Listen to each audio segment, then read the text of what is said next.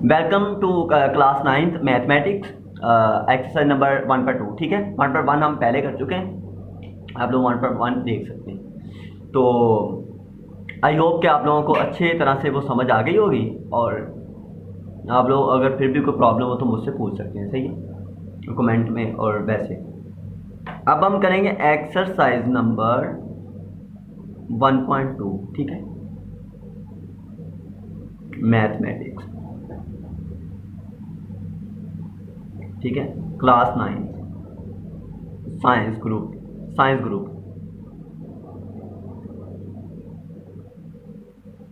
तो सबसे पहले जब एक्सरसाइज में स्टार्ट करता हूँ, मैं पहले आप लोगों को अंडरस्टैंडिंग देता हूँ कि इस एक्सरसाइज में कौन कौन सी चीज़ें हैं, कैसी कैसी चीज़ें,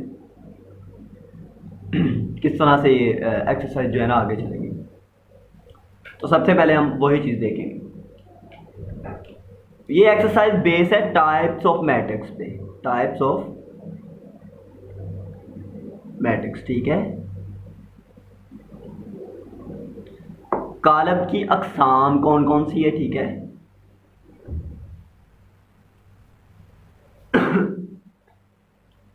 तो सबसे पहली टाइप है रो मैट्रिक्स।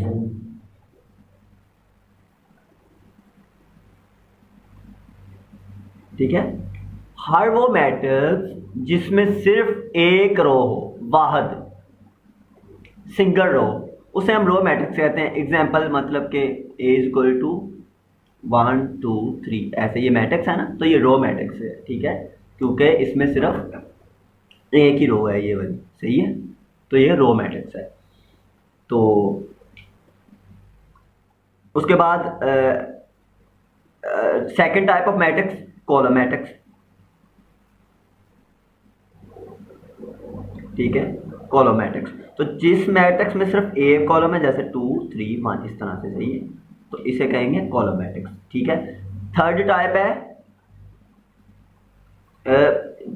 रो मैट्रिक्स में क्या है कि a matrix is called row matrix if it has only one row. ठीक है, तो कॉलम मैट्रिक्स में क्या है कि a matrix is called a column matrix if it has only one column. ठीक है, इसी तरह हम करेंगे रेक्टेंगुलर मैट्रिक्स।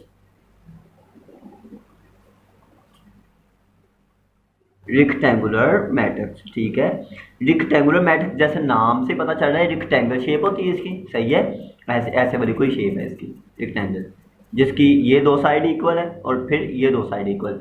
ऐसा मैट्रिक्स जिसकी number of rows is not equal to number of columns, सही है, तो जैसे 1 2 1 3 1 4 इस तरह से, ये एक मैट्रिक्स है।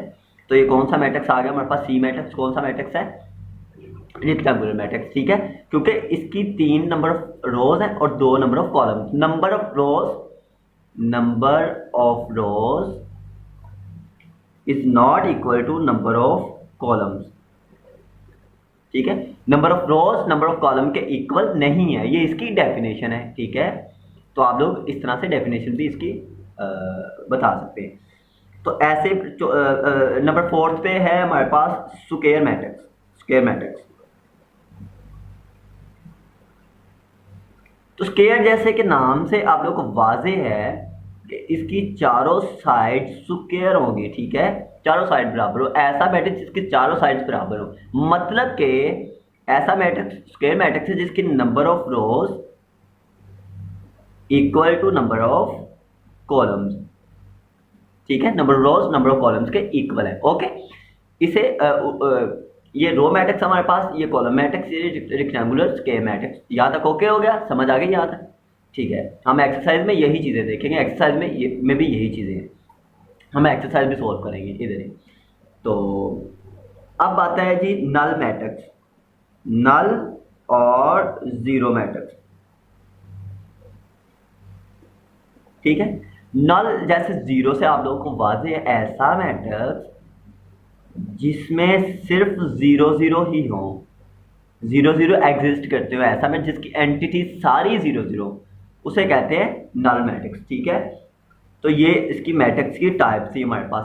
पहला रो मैट्रिक्स जिसमें सिर्फ एक रो हो, कॉलम मैट्रिक्स जिसमें सिर्फ एक कॉलम हो, रेक्टेंगुलर मैट्रिक्स जिसकी number of rows number of columns equal ना हो, स्क्वायर मैट्रिक्स जिसके number of rows equal to number of columns हो, नल और जीरो मैट्रिक्स जो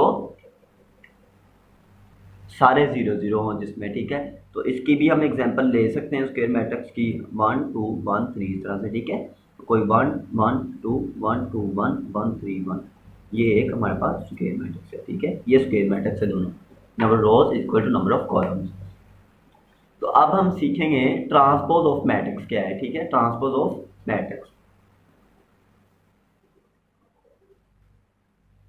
ट्रांसपोज ऑफ मैट्रिक्स क्या है, ठीक है। मैट्रिक्स का ट्रांसपोज क्या होता है? तो मैट्रिक्स का ट्रांसपोज हमारे पास, हमने इससे मैट्रिक्स का ट्रांसपोज लेना होता है, मैट्रिक्स को तबादला करना होता है, मैट्रिक्स को चेंज करना होता है, रोज को कॉलम में, कॉलम को रोज में हमने चेंज करना होता है। जैसे कि हमारे पास एग्जांपल ले लेते हैं, ए इज इक्वल टू 1 1 2 -1 2 1 3 1 4, ये एक मैट्रिक्स है हमारे पास, ठीक है। तो इसका हमने क्या लेना है? ट्रांसपोज लेना है। तो इसके ऊपर छोटा सा स्मॉल टी, ठीक है, अल्फाबेट। तो अब इधर ये मैट्रिक्स लिख रहे हैं इस तरह से, अभी हम एज इट इज़ लिख रहे हैं। अभी हम इसके बाद इसका ट्रांसपोज इधर टी लगा दें, तो ए का ट्रांसपोज क्या आ गया हमारे पास? ये रो है ना इस तरह से, ठीक है। तो इसे हमने कॉलम कर देना इस तरह से 1 1 1, ठीक है। अब ये रो है ना इस तरह से, तो इसे कॉलम करना -1, सॉरी ये इधर 2 आ रहा है, ठीक है, -1 2 1, ठीक है। इस तरह ये हमारे पास रो है 3 1 4, तो ऐसे 3 1 4, इस तरह से आप लोगों ने इसकी प्रैक्टिस करनी। ये ट्रांसपोज आ गया, मैट्रिक्स का ट्रांसपोज क्या है। तो अब हम बढ़ते हैं नेक्स्ट, और कंसेप्ट इसका क्या है? एक है negative of the matrix. Negative matrix क्या होता है? Negative, negative of matrix, matrix का नेगेटिव क्या होता है? अब हमारे पास ए मैट्रिक्स है, फॉर एग्जांपल 1 -1 2 -1 3 -4, ठीक है, ये मैट्रिक्स है। इसका नेगेटिव का लेने का मतलब ये होता है कि इधर नेगेटिव का नेगेटिव कॉमन ले लें, -1 कॉमन ले लें, नेगेटिव कॉमन है, जिसके साथ पॉजिटिव है उसके उसके साथ आप लोगों ने नेगेटिव कर देना। जैसे 1 के साथ -1 ये हो जाएगा, ये +1 हो गया, ये -2 हो गया, ये 1, ये -3, ये 4, ठीक है। जिसके साथ नेगेटिव उसे पॉजिटिव, जो पॉजिटिव उसे नेगेटिव, साइन चेंज करते हैं, ये होता है नेगेटिव ऑफ द मैट्रिक्स, ठीक है। ओके, तो अब हम करेंगे, दो कंसेप्ट है हमारे पास, सिमेट्रिक, सेमेट्रिक एंड स्क्यूसमेट्रिक। सिमेट्रिक क्या है और स्क्यूसमेट्रिक क्या है? हमारे पास एक मैट्रिक्स है m इज इक्वल टू 1 2 3, ये बुक से मैं एग्जांपल ले रहा हूँ, सही है। आप लोगों ने भी बुक से एग्जांपल इस तरह से देख लेनी है, तो मैं बुक से एग्जांपल ले रहा हूँ। अच्छा, अब सिमेट्रिक क्या होता है? सिमेट्रिक का मतलब है कि अगर आप किसी चीज़ को उल्टा करें तो वो वैसे ही रहे जैसी थी, सीधी रहे, और उसका ट्रांसपोज उसी के बराबर है, सही है। अगर कोई मैट्रिक्स ए है, सही है, तो इसका मैंने लिया ट्रांसपोज, तो ये ए के इक्वल ही आए। जैसे कि आप लोगों ने देखा होगा कुछ जैकेट्स ऐसी होती हैं, अगर उन्हें उल्टा करें ना वो सीधी ही रहती हैं, ठीक है, वो दोनों तरह से पहनी जा सकती हैं, तो वो सिमेट्रिक होती हैं, सही है। ऐसे कोई बर्तन है, कोई चीज़ है, अगर उसे उल्टा करें तो वो वही रहती जैसी वो है, शेप उसकी वही है और वो वही रहती है, उसे सिमेट्रिक कहते हैं। तो मैट्रिक्स सिमेट्रिक होने का मतलब ये है कि अगर ये मैट्रिक्स जो है मैं इसका ले लूँ ट्रांसपोज, ट्रांसपोज कैसे लूँगा कि ये जो रो है इसे मैं कॉलम में लिख दूँ, ये जो रो है इसे मैं कॉलम में लिख दूँ, फिर ये जो रो है इसे भी कॉलम में लिख दूँ, तो देखो ये तो वही रहा जैसे पहले था, 1 2 3 1 2 3 2 -4 2 -4 3 4 0 3 4 0, तो वही रहा। तो इसका मतलब ये कौन सा मैट्रिक्स है? ये वाला सिमेट्रिक मैट्रिक्स, ठीक है, सिमेट्रिक। तो इसे कह सकते हैं m का, जब हमने ट्रांसपोज लिया तो m के इक्वल ही आया, तो इसका मतलब ये सिमेट्रिक है, सही है, इसका कंसेप्ट। अब स्क्यूसमेट्रिक क्या होता है? स्क्यूसमेट्रिक, अगर किसी मैट्रिक्स का ट्रांसपोज लें तो वो जो जिस ओरिजिनल मैट्रिक्स का ट्रांसपोज लिया है अगर उसके इक्वल नहीं आता, लेकिन जब हम साथ नेगेटिव ले लेते हैं कॉमन, फिर वो इक्वल आ जाता है, तो इसे कहते हैं स्क्यूसमेट्रिक। इसमें एक चीज़ ऐड है, नेगेटिव, नेगेटिव कॉमन लेने से इक्वल आएगा, सही है। तो अब इसकी हम एग्जांपल ले लेते हैं। जैसे हमारे पास एक मैट्रिक्स है A इज इक्वल टू 0 2 3 -2 -3 0 1 -1 0, ठीक है। इसका ले हम ट्रांसपोज, ठीक है, पहले लेना है इसका ट्रांसपोज 0 2 3 रो कॉलम बन गया, फिर ये रो -2 0 1, फिर ये रो -3 -1 0। तो ये अपने ओरिजिनल के इक्वल भी नहीं है। क्यों? ओरिजिनल में और इसमें क्या डिफरेंस है भला, कि उसमें नेगेटिव का 2 के साथ नेगेटिव नहीं है, सही है इधर, लेकिन इधर नेगेटिव है 3 के साथ, इस तरह से साइन चेंज है। तो हम फिर क्या करते हैं, इसमें से नेगेटिव कॉमन लेते हैं, मैट्रिक्स का नेगेटिव लेते हैं, जैसे हमने पहले कंसेप्ट ये देखा था कि नेगेटिव कैसे लेते हैं। तो नेगेटिव लेते हैं, ये 0 -2 था तो +2 हो गया, -3 +3 -2 0 1 -3 -1 0। ठीक है, ये आ गया हमारे पास मैट्रिक्स। अब ये देखिए, एक का ट्रांसपोज लिया तो वो नेगेटिव एक इक्वल आ रहा है, सही है। तो इसका मतलब ये क्या है, स्क्यू सिमेट्रिक।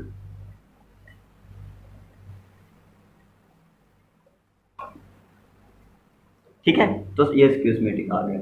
ये हम कंसेप्ट देख रहे हैं अभी हम एक्सरसाइज नंबर 1.2 के कंसेप्ट देख रहे हैं। तो उसमें क्या कर, जब आप लोगों को ये समझ आ गया तो मैं पहले ये समझाता होता हूँ ताकि एक्सरसाइज समझना आसान हो। ठीक है, अगर आप लोगों को ये समझ आ गई चीज़ें जो मैं समझा रहा हूँ, ये वाली चीज़ें, तो आप लोग बआसानी एक्सरसाइज कर सकते हैं, इजीली आप लोगों को सोल्व कर सकते हैं।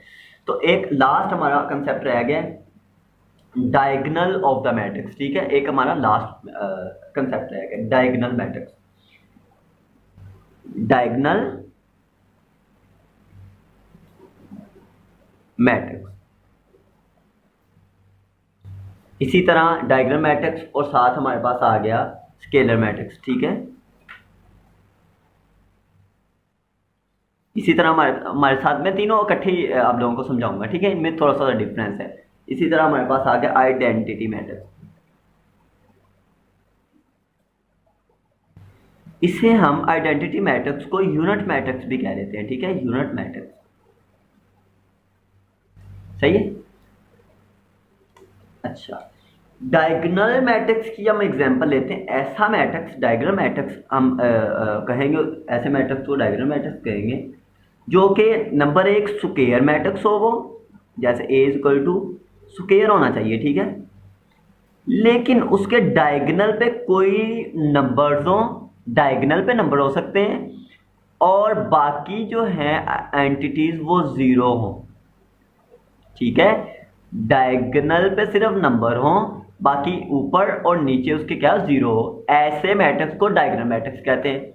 ठीक है, ये नंबर कोई भी हो सकते हैं, 1 2 3 -1 2 1 3, ये कुछ भी हो सकते हैं ये नंबर। ठीक है, लेकिन कंडीशन ये, एक तो स्क्वायर हो, नंबर 2 डायगोनल के ऊपर और नीचे क्या हो, 0 0 हो। सही है, ये इसे कहेंगे डायगोनल मैट्रिक्स। ऐसे ही स्केलर मैट्रिक्स, स्केलर मैट्रिक्स क्या है, स्केलर और डायगोनल मैट्रिक्स में थोड़ा सा चेंज है। जैसे कि मैं स्केलर मैट्रिक्स लिखता हूँ इधर से, ये भी होना स्क्वायर चाहिए और इसके डायगोनल पे नंबर होने चाहिए, जैसे कि 2 2 2।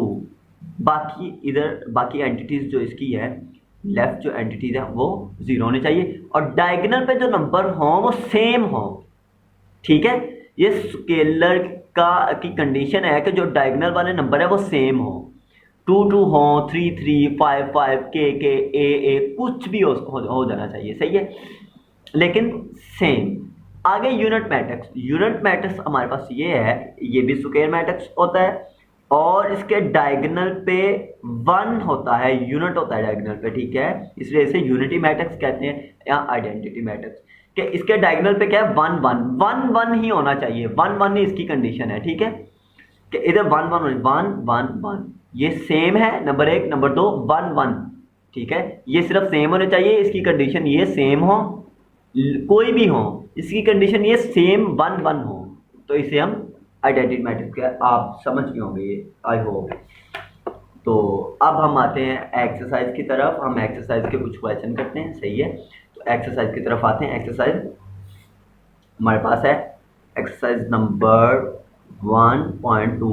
मैंने आप लोगों की प्रैक्टिस करवा दी है, तो अब हम इसे बआसानी बड़ा इजीली इसे हम कर लेंगे सोल्व। अब देखिए एक्सरसाइज क्या है। From the following matrix identify unit matrix, row matrix, column matrix and null matrix. बताना है इसमें से कौन से मैट्रिक्स आइडेंटिटी मैट्रिक्स है, आइडेंटिटी या यूनिट एक ही चीज़ है। ठीक है, रो मैट्रिक्स या कॉलम। अब ये कौन सा है पहले वाला, नल मैट्रिक्स, सही है, क्योंकि ये नल मैट्रिक्स है। ये कौन सा मैट्रिक्स है? रो मैट्रिक्स, क्योंकि इसमें एक रो है। ये कौन सा मैट्रिक्स है? कॉलम मैट्रिक्स, क्योंकि इसमें एक कॉलम है। ये कौन सा मैट्रिक्स है? आइडेंटिटी मैट्रिक्स, क्योंकि इसमें एक आइडेंटिटी, इसमें डायगोनल में 1 1 है, इसे आइडेंटिटी कहेंगे या यूनिट मैट्रिक्स कहेंगे, ठीक है। ये जो यूनिट और आइडेंटिटी। ये कौन सा मैट्रिक्स है? Null matrix. ये कौन सा मैट्रिक्स है? एक कॉलम है इसमें, तो इसे क्या कहेंगे? Column matrix. समझ आ गई बच्चों को? ओके, चले next. From the following matrixes identify करना है कि स्क्वायर मैट्रिक्स कौन सा है, रेक्टेंगुलर कौन सा है, रो मैट्रिक्स कौन सा है, कॉलम मैट्रिक्स कौन सा है, आइडेंटिटी मैट्रिक्स कौन सा और नल मैट्रिक्स कौन सा है। अब पहले वाला कौन सा मैट्रिक्स है? Rectangular matrix. दूसरे वाला कौन सा है? Column matrix. तीसरे वाला स्क्वायर मैट्रिक्स, क्योंकि नंबर ऑफ रोज और नंबर ऑफ कॉलम्स बराबर है। ये स्क्वायर मैट्रिक्स भी हैं और इसे हम आइडेंटिटी मैट्रिक्स भी कह सकते हैं, क्योंकि इसके इधर 1 1 है। ये हमारे पास रेक्टेंगुलर मैट्रिक्स, ये row matrix, column matrix, square matrix, क्योंकि नंबर ऑफ रोज और नंबर ऑफ कॉलम इसके इक्वल है। ये हमारे पास आ गया नल मैट्रिक्स, ठीक है।